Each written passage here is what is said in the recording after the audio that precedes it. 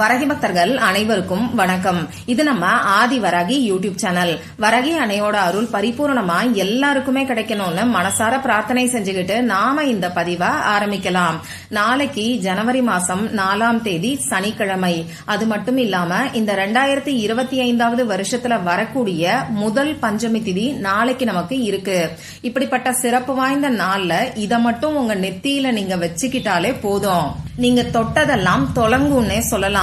நம்ம வாராகி அம்மாவோட அருளால உங்க வேண்டுதல் உடனடியா நிறைவேறும். இது என்ன பரிகாரம், யாரெல்லாம் செய்யலாம், எந்த நேரத்துல செய்யணும்னு இப்ப நாம தெரிஞ்சுக்கலாம். நம்ம சேனலை இப்பதான் ஃபர்ஸ்ட் டைம் பாக்குறீங்கன்னா மறக்காம சப்ஸ்கிரைப் பண்ணிக்கோங்க. பக்கத்துல இருக்கக்கூடிய பெல் ஐகானையும் பிரஸ் பண்ணிக்கிட்டீங்கன்னா அடுத்தடுத்து நான் போடக்கூடிய பதிவுகளை நீங்க மிஸ் பண்ணாம தெரிஞ்சுக்க முடியும். நாளைக்கு நமக்கு இந்த வருஷத்தோட முதல் பஞ்சமி திதி இருக்கு. அதுவும் வளர்பிறை பஞ்சமி திதி இருக்கு. இந்த பஞ்சமி திதி நம்ம வாராகி அம்மாவோட வழிபாட்டுக்கு உகந்த நாள்.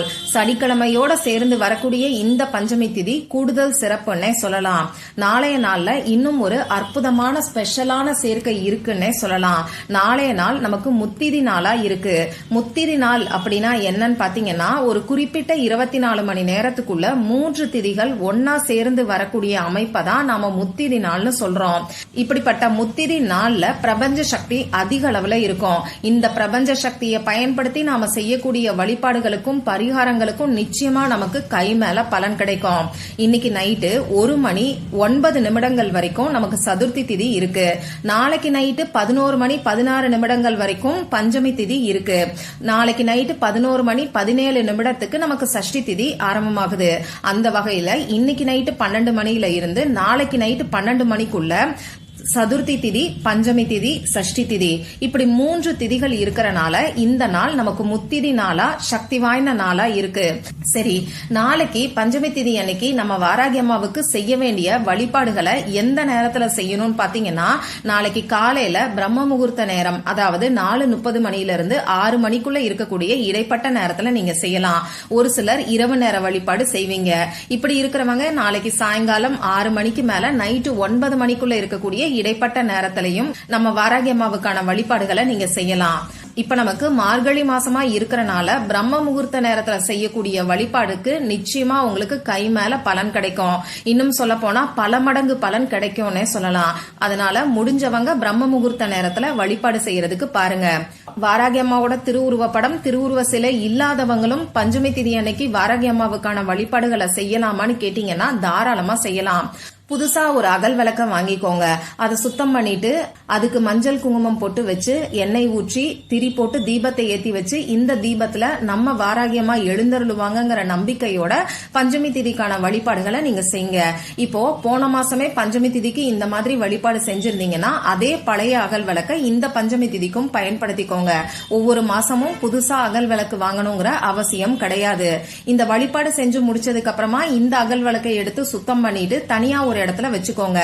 எப்பெல்லாம் நம்ம வாராகி அம்மாவுக்கான வழிபாடுகளை நீங்க செய்றீங்களோ அப்பெல்லாம் இந்த அகல் விளக்க நீங்க யூஸ் பண்ணிக்கோங்க. மற்ற வழிபாடுகளுக்கு இந்த அகல் விளக்க நீங்க பயன்படுத்த வேண்டாம். நமக்கு இருக்கக்கூடிய கஷ்டங்கள் தீர்றதுக்கு, நவகிரகங்களால ஏற்படக்கூடிய தோஷங்கள் நீங்கிறதுக்கு நாளைய நாள்ல நாம ஏத்தி வைக்க வேண்டிய சக்தி வாய்ந்த ஒரு தீபத்தை இப்ப நான் உங்களுக்கு சொல்றேன். நாளைக்கு நீங்க பிரம்ம முகூர்த்த நேரத்துல வழிபாடு செஞ்சாலும் சரி, அப்படி இல்லைன்னா சாயங்கால நேரத்துல வழிபாடு செஞ்சாலும் சரி, இந்த தீபத்தை ஏத்தி வைங்க. ஒரு சிலருக்கு பஞ்சமி திதி அன்னைக்கு 5 அகல் விளக்கு தீபங்களை ஏத்தி வைக்கக்கூடிய பழக்கம் இருக்கும். இன்னும் ஒரு சிலர் 5 முக விளக்கு கூட ஏத்தி வச்சு வழிபாடு செய்வீங்க.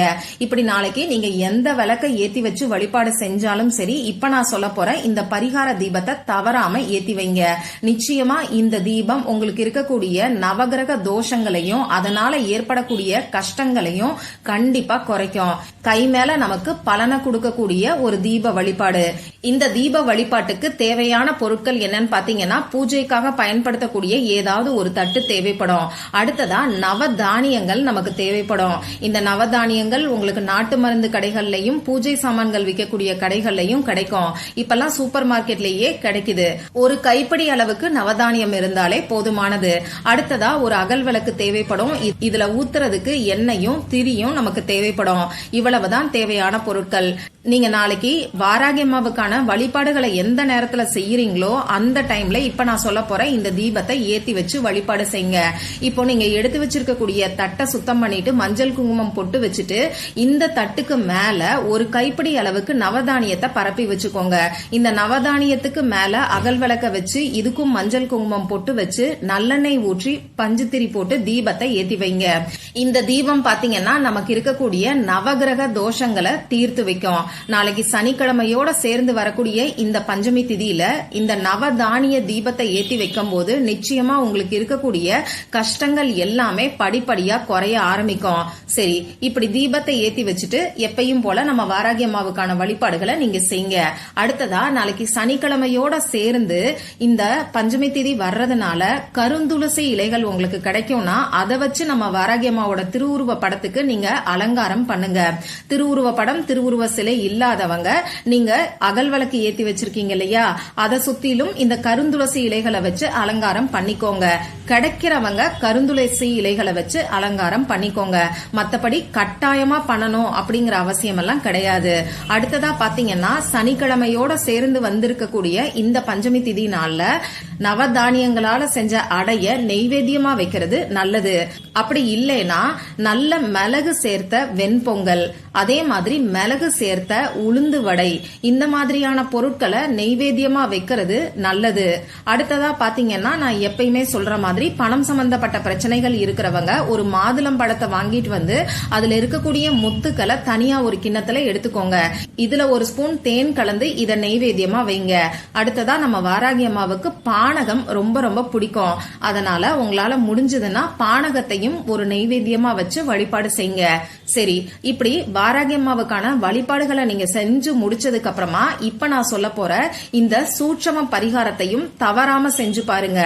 இப்போ உங்க பூஜை அறையெல்லாம் நீங்க ரெடி பண்ணிக்கிட்டு எப்பயும் போல விளக்கேத்தி வச்சுக்கிட்டு இப்ப நான் சொன்ன இந்த பரிகார தீபத்தையும் ஏத்தி வச்சதுக்கு அப்புறமா உங்க பூஜை அறைக்கு முன்னாடி ஏதாவது ஒரு விரிப்பையோ மனை பலகையோ சேரையோ போட்டு உட்கார்ந்துக்கோங்க. இப்போ உங்களோட இடது கையில லெப்ட் ஹேண்ட்ல 5 கிராம்பு எடுத்துக்கோங்க. 5 கிராம்பும் மொட்டுக்கள் உடையாத நல்ல நிலையில இருக்கக்கூடிய கிராம்பா பார்த்து எடுத்துக்கோங்க. இந்த கிராம்ப உங்க இடது கையில வச்சுக்கிட்டு வலது கையால மூடிக்கிட்டு உங்க குலதெய்வத்துக்கிட்டையும் நம்ம வாராகி அம்மா கிட்டையும் உங்களுடைய வேண்டுதல் என்னவோ அதை சொல்லி பிரார்த்தனை செய்யுங்க. இந்த சமயத்துல எந்த ஒரு கஷ்டத்தையும் சொல்லி பிரார்த்தனை செய்ய வேண்டாம். உங்களுக்கு கடன் பிரச்சனை இருக்கு, அடகு வச்ச நகையை மீட்கணும்னு நினைக்கிறீங்கன்னா பணவரவு அதிகரிக்கணும்னு சொல்லி பிரார்த்தனை செய்யுங்க. அதே மாதிரி நோய்கள் தீரணும்னு நினைக்கிறவங்க ஆரோக்கியமா இருக்கணும்னு சொல்லி உங்களுக்கு என்ன வரம் வேணுமோ அதை நீங்க கேளுங்க. இப்படி பிரார்த்தனை செஞ்சதுக்கு அப்புறமா நம்ம வாராகி அம்மாவுக்கான மந்திரங்களை நீங்க சொல்லுங்க. இப்படி மந்திரங்களை நீங்க சொல்லும் போது உங்க இடது கையில இந்த 5 கிராம்பையும் வச்சு கைய நல்லா இறுக்கமா மூடி வச்சுக்கிட்டு நீங்க மந்திரத்தை சொல்லுங்க. எந்த மந்திரம் வேணாலும் சொல்லலாம். சிம்பிளா ஓம் ஸ்ரீ வாராகி தாயே போற்றிங்கிற மந்திரத்தை கூட 108 முறை நீங்க சொல்லலாம். இப்படி மந்திரங்களை சொல்லி முடிச்சதுக்கு அப்புறமா ஒரு சின்ன அகல் விளக்கை எடுத்துக்கோங்க. இந்த அகல் விளக்குல நீங்க கையில வச்சிருக்கக்கூடிய அந்த 5 கிராம்பையும் போட்டு இதோட ஒரு சின்ன துண்டு பச்சை கற்பூரத்தையும் வச்சு இத உங்க பூஜை அறைக்கு முன்னாடியே ஏத்தி வைங்க. இப்படி ஏத்தி வச்சுட்டு அந்த எரியக்கூடிய நெருப்பை பார்த்து உங்களுக்கு என்ன வேணுமோ அதை நீங்க கேளுங்க.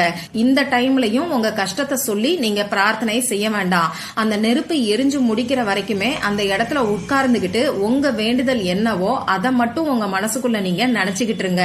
இது எரிஞ்சு முடிச்சதுக்கு அப்புறமா கொஞ்சம் ஆற விட்டுட்டு இதுல மஞ்சள் தூள் ஒரு சிட்டிகை அளவுக்கு மிக்ஸ் பண்ணிக்கோங்க.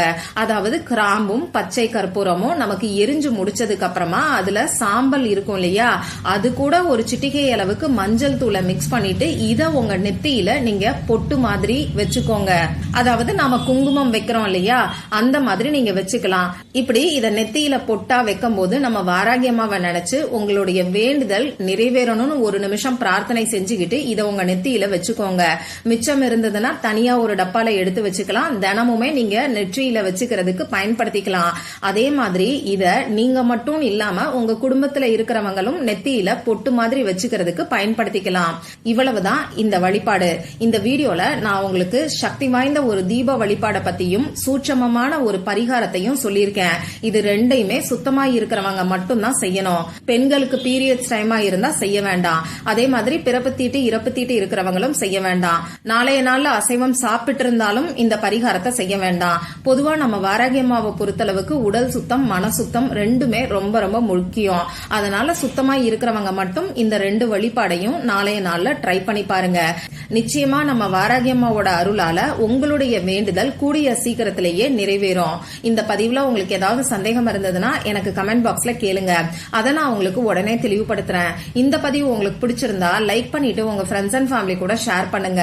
இந்த மாதிரி அந்தந்த நாளுக்கும் நேரத்துக்கும் திதிக்கும் உரிய வழிபாடுகளையும் பரிகாரங்களையும் நீங்க மிஸ் பண்ணாம தெரிஞ்சுக்கிறதுக்கு நம்ம சேனலை மறக்காம சப்ஸ்கிரைப் பண்ணிட்டு பக்கத்துல இருக்கக்கூடிய பெல் ஐகானையும் பிரஸ் பண்ணிக்கோங்க.